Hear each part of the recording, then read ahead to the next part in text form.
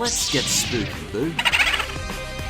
It's time we look back at some of the spookiest, creepiest, most downright badass cartoon villains in animated history. There are tons of dark, chilling cartoon villains out there, and we're gonna check them out today. So let's check out the top 6 darkest cartoon villains. Survival of the fittest. Number 6. I'll make space. Him from the Powerpuff Girls. His very name strikes fear into the hearts of humans. That even the utterance of his name strikes fear into the hearts of men. He's demonic. He's an empty husk of pure evil. He's transgender for some reason. He is the true villain of Powerpuff Girls. I took a little time off to get into shape. I've never quite been able to figure out if him is meant to represent Satan or if he's just a local demon of Townsville. Either way, he always tends to go one step further than all the other villains in Townsville. Rather than just sending out some robotic cyborg to destroy the town, him will subtly manipulate people's minds and do downright horrible things to the Powerpuff Girls, like set loved ones against them.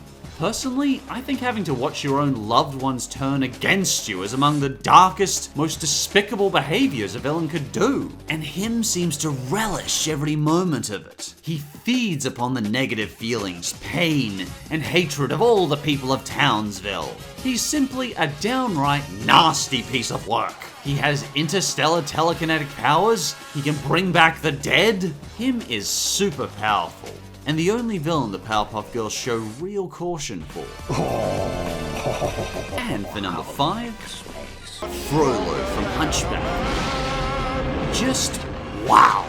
No matter how many times I see this guy, Furlow is by far the most downright cruel, malicious human villain Disney has ever done. Furlow is such a scumbag, he'll gladly harm women, children, as well as ants. He really doesn't like ants for some reason. All in the name of serving his religion.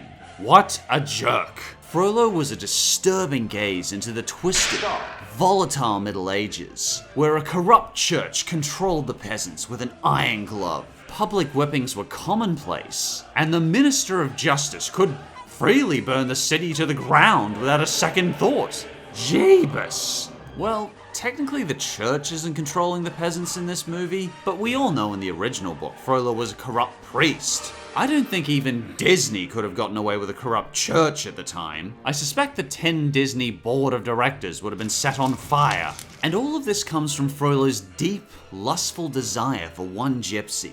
Furlow comes unsettlingly close to a psychotic personality. In fact, he was so wicked that Beelzebub himself took him away personally when he finally met his fate. I guess even the devil was sick of him. Oh, dude, no way. That's just too far, man. You are perfect for my right-hand man. Lucifer's got nothing on you. You're coming with me. Furlow was one psychotic villain. Number 4. The Joker from Batman the Animated Series. Everyone knows this is the true twisted archenemy of Batman. Mark Hamill was just so perfect for this role that I'm almost glad he was permanently typecast as Luke Skywalker. It meant we got to see just what a spectacular voice actor he was. Mother always said I had talent. The Joker is willing to crush anyone necessary to take over Gotham City, even manipulating his ex-psychologist Harley Quinn through Stockholm Syndrome.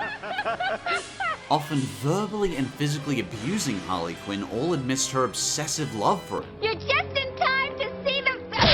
This guy is one scumbag. But what makes the Joker so fascinating and brilliant is that he creates this strange, uncomfortable ambivalence in many people. I'm never quite sure whether to find him terrifying or hilarious. He first introduces himself by releasing a gas on Gotham City that causes permanent laughing insanity in people. Despite how evil his schemes are, watching some of these schemes unfold is strangely funny, and I feel unsettled with myself for laughing at it. He's a villain that leaves viewers not just uncomfortable with his evil, but more uncertain of their own evil. That in itself makes a surprisingly brilliant villain. The Joker's another villain who falls well into that psychopath category. Yet at the same time, It is always so intriguing to watch his madness unfold on screen. The Joker was a villain that made us laugh, yet uncertain at ourselves for laughing at the same time. Let the good times roll! And the third darkest cartoon villain is Robotnik from Sonic Saturn. Jim Cunnings just made this the most insanely evil, disturbing version of Robotnik ever brought to a game or cartoon. Robotnik is supreme Robotnik openly admits he has a purely metallic heart, and even shows his lackey Snively that he has no heart inside. What color is my heart?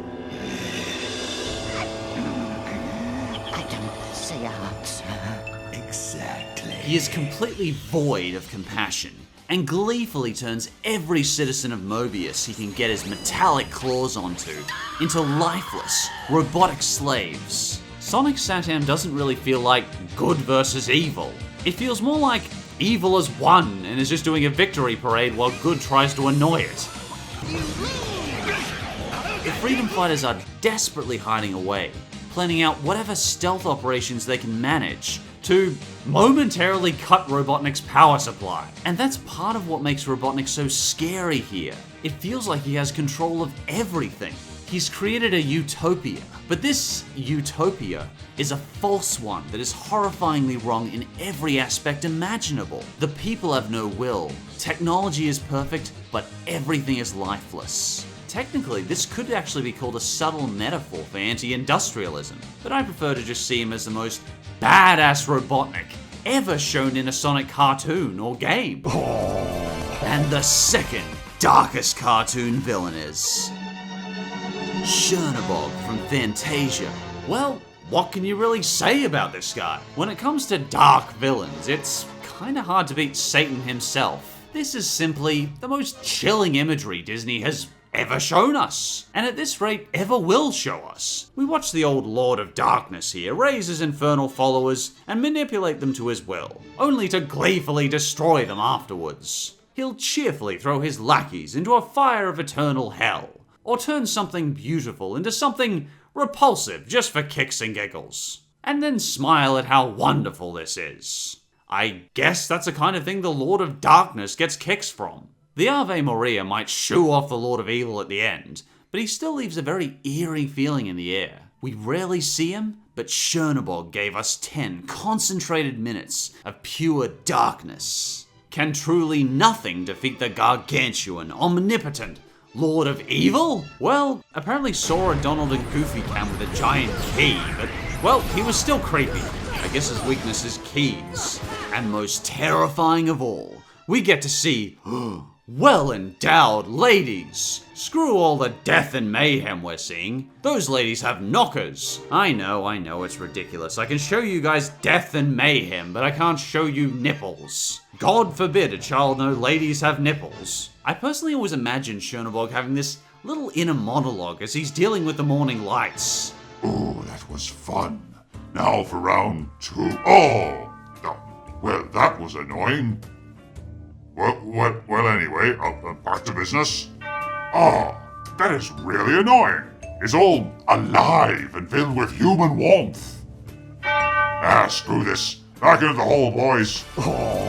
And before we get to number 1, I'd like to give the usual quick honourable mentions. The Queen from Snow White. This lady was my first introduction to creepy. Watching her slowly poison Snow White was downright unpleasant. And I don't know if this is discriminatory against grandmas, but she was not a pretty lady. She was quite ugly, in fact.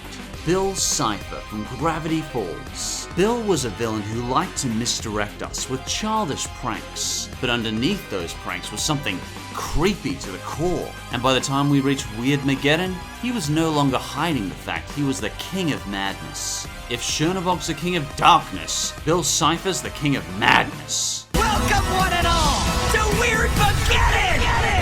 The Horned King from Black Cauldron. This guy was that rare, super creepy villain that Disney hasn't invoked for nearly 30 years. Sadly, he's a lost breed in Disney movies nowadays. Mr. Clipboard from Food Fight. Oh, I so wanted to give this guy a spot on the list. I know he's not that scary or anything, but he was just so wonderfully awful. I don't care if it's the worst animated movie of all time. This movie gets extra points for the existence of the amazing Mr. Clipboard. And with those said, here we go. Survival of the fittest. And the number one darkest cartoon villain is... Before there was time, before there was anything, there was nothing. And before there was nothing, there were monsters. The Lich from Adventure Time. Why the Lich? Because the Lich is a cadaverous cosmic evil that goes beyond anything even Chernobyl could throw at us. He isn't just the king of evil, he is an interdimensional horror that is so unfathomably huge that humans literally cannot comprehend the scope of his existence. The original definition of a Lich is basically a wizard who has become so powerful that he has managed to achieve immortality. But the Adventure Time Lich is beyond even that. He is the pure embodiment of darkness. Almost anyone who so much as sees the Lich is left either annihilated or terrified beyond rational thought. Just by him breathing on things, he rots everything in his path. Just seeing the Lich come on screen sends chills down my spine. There's no human personality there, just a feeling of utter emptiness that can leave many viewers feeling unsettled. It's clear every time we see the Lich that all he wants is to destroy all life. There's no motivation, no deeper incentive, no sensitive dark past. He's just a being of pure chaos and destruction.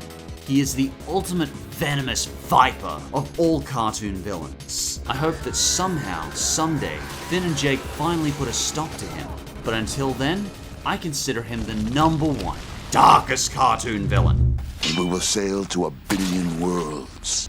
We will sail until every light has been extinguished. As creepy as these villains can be, I think they serve an important purpose. As well as being interesting to watch, they can also be an insightful look into our inherent primal fears. What we're sensitive to, yet sometimes we can still relate to. And it can help us understand that sometimes people can be irrational. And above all, we can know one thing for certain when we see these bad guys. We are not alone in our fears. And sometimes, understanding these fears can help shine a little extra light on that darkness.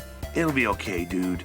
Do you think I missed a particularly dark and creepy villain? If you think so, feel free to leave your thoughts in the comments. And as always, thanks for watching, and I'll see you next time.